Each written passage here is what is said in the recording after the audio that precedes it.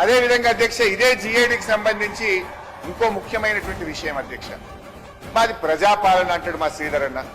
అసలు మేము ప్రజలే, మేమే ప్రజలు, మాదంతా పారదర్శకత, మాకంటే మించిన పారదర్శకతనే లేదని మాట్లాడితే మా శ్రీధర్ బాబు గారు పదే పదే అంటుంటారు.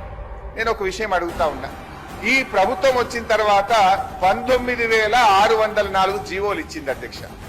ఎందుకు ఆన్లైన్ లో పెట్టలేరు? మొన్న హైకోర్టుకు పోయింది. ఎర్రోల శ్రీనివాస్ అని మాజీ ఎస్సీ కమిషన్ చైర్మన్ హైకోర్టుకు పోతే హైకోర్టు మీరు 4 వారాల్లోగా మొత్తం జీవోలు ఆన్లైన్ లో పెట్టండి అని హైకోర్టు డైరెక్షన్ ఇచ్చింది. 4 వారాలైంది, ఇప్పటికీ కూడా ఆన్లైన్ పెట్టలే అధ్యక్ష.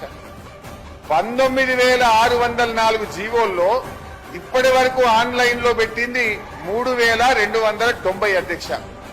ఆన్లైన్ లో పెట్టని జీవోలు 15,770 జీవోలు ఆన్లైన్ లో పెట్టకుండా దాచిపెట్టిండ్రు.